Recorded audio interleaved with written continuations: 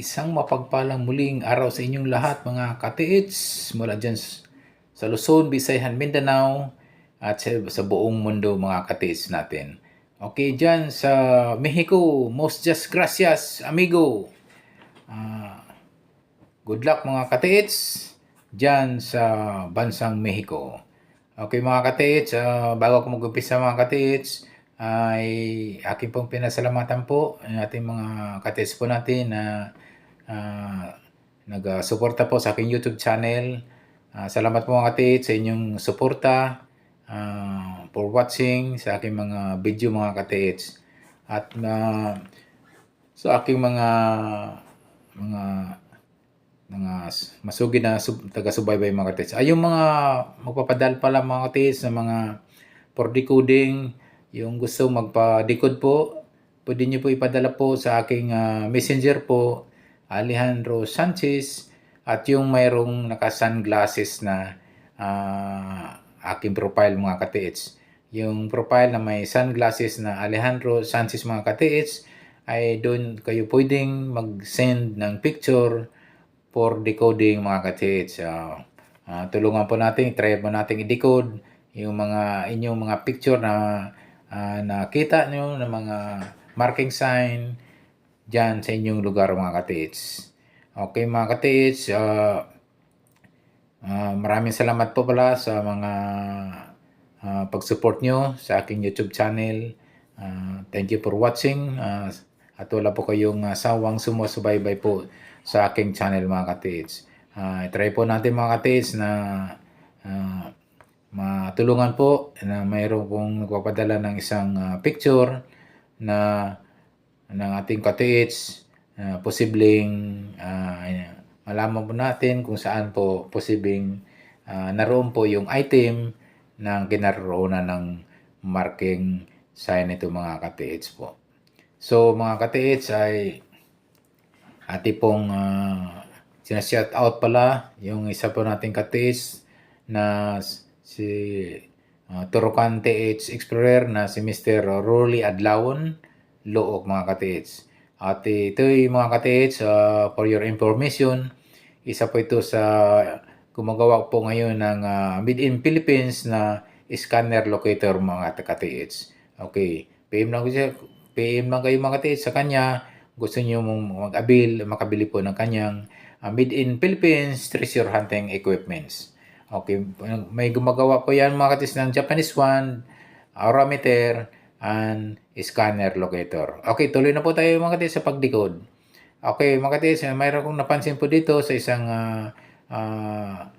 ito'y malapad na bato ay isang heart, hugis heart na nakaukit mga katiits. So, ito po ay isang positive items po ang itong heart na naka-ukit po. Ito ay nakabutas po na hugis heart po mga katiits. So, ito po ay nag-represent po. Ito ay na isang mayroong items po ito sa paligid mga katiits.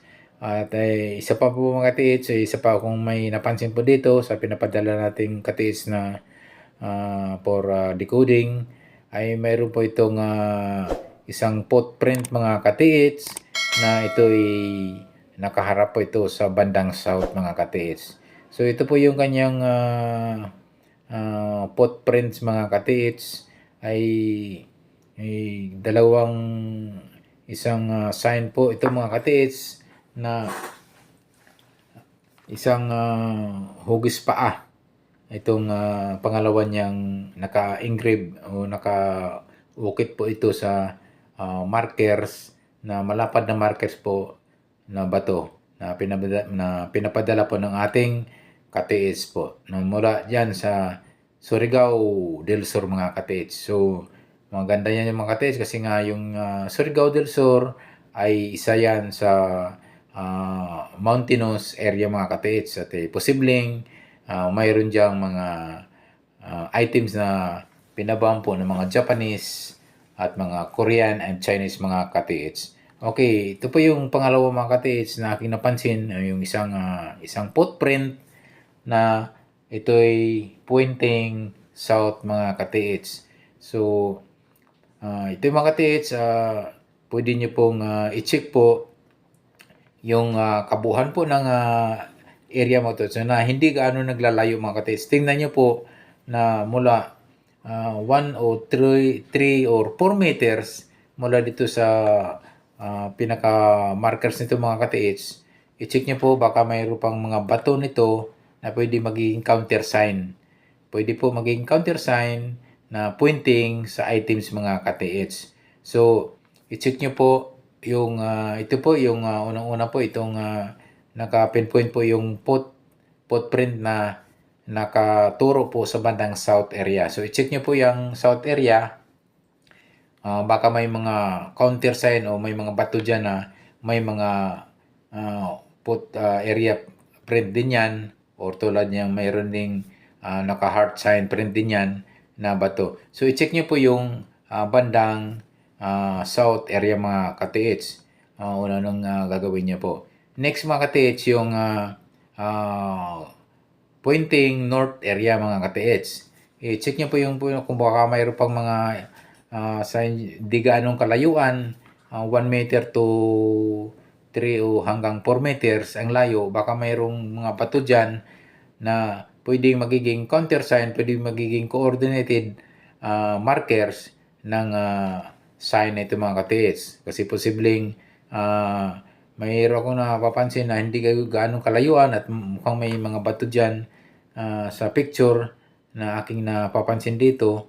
I-check nyo po yung bato na yan na naglalayo lang ng mga 1 to 4 meters o hanggang 5 meters na baka isa yan sa counter marker sign ng ating dinedikod dito mga ka-TH. So, i-check nyo po yung bandang norte na baka mayroon pang mga counter rocks dyan na pwedeng coordinated marker sign mga ka-TH. So, ang next nating gagawin po mga ka-TH ay ang bandang area po ng south mga ka-TH. So, yun yung reverse po ng itong signs nito mga ka-TH. So, yung bandang south and north. So, yun yung i-check nyo, double check mga ka-TH. At mga ka-TH, sa ganitong kasing flat marker mga ka-TH ay posibleng ang items ng mga ka-TH ay hindi gaanong naglalayo mga ka-TH sa pinaka-mother marker mga ka-TH. I-check nyo mga ka-TH yung kung mayroon kayong metal detector, pag i-detect yung mga ka-TH, unang-una yung ibabaw mismo. Pwede nyo i-detect po ng metal detector yung mismong ibabaw ng flat markers nito mga ka-TH. Kasi nga, itong mga ganitong flat marker mga ka-TH ay madalas po, ang items ng mga ka-TH ay nandyan lang sa ilalim po nitong marker at hindi nasa mga tagiliran lang po ng markers nito mga ka-TH. Ito yung mga ka-TH kasi sa napapansin ko ay malapad na flat stone ito na pinag-ukitan ng isang footprint din yung isang heart, hugis heart mga ka-TH. Okay, check nyo po yung bandang east ng 1 meter o 2 meters mga ka-TH. Pwede kayong mag-test-dig o halimbawa wala kayong gamit, wala kayong metal detector for quick location ng item like scanner locator. Pwede kayong mag-test-dig po dyan ng 1 meter ang layo, distansya mula dyan sa malapad na stone marker nito mga ka-TH. Okay, bandang east mga ka-TH, pwede kayo mag-testig dyan ng 1 meter or 1.5 meters deep ang lalim mga ka-TH. Ano po yung mga pwedeng makikita nyo po mga signs habang kayo nag-hukay. May mga kakaibang signs yung mga ka-TH kapag target tumbok po yung paghukay nyo. May mga items yan Same sa ano yung mga katiits, sa mga reverse niya, sa waist, ganun din po. Pwede nyo itestig po ng 1 meter or 1.5 meters deep o lalim mga katiits. Okay, ano po yung inyong makikita po dyan sa inyong paghuhukay na mga item. Posible kasi yan mga katiits. Bago yung items ay may mga palatandaan sila mga katiits dyan sa ibabaw. Halimbawa, nasa 0.5 meters pa lang, kalahating metro. So may mga ano yan sila mga katiits, may mga markers yan sila. May mga bricks, may mga stone shapes, iba-ibang shape po ng stone like square, triangle, parang gold shape, may mga heart shape po mga katiits. So yun yung kanilang posibleng linalagay sa mga point sa lalim lang ng 0.5 meters hanggang doon sa kanilang items na pwedeng nasa 1.5 meters lang ang lalim mga katiits. So same sa south wing mga katiits, south area mga katiits. So pwedeng 1 meter lang ang distansya mula doon sa pinaka-flat markers doon mga katiits. So yun yung gagawin nyo. Itestig nyo po mga katiits. Yung mga ano lang yun yung mga halimbawa wala kayong gamit. Kasi nga talaga naman magre-rely lang talaga ng sa decoding mga katiits pag wala tayong gamit mga katiits. So yun yung isa sa mga pwedeng gagawin po natin. So talagang magtitestig lang talaga tayo. So unang-una, sabi ko nga posibleng yung item na yan ay nasa malapit lang sa pinaka malapad na markers nito mga kung saan naka-engrave po yung isang hugis heart and isang footprint na paa mga katiits. Hanggang dito na lang mga katiits. Thank you for watching. Don't forget to subscribe and don't forget to hit the notification bell button para updated po kayo sa aking mga YouTube video pang papalabas. Muli, maraming salamat po. God bless us always.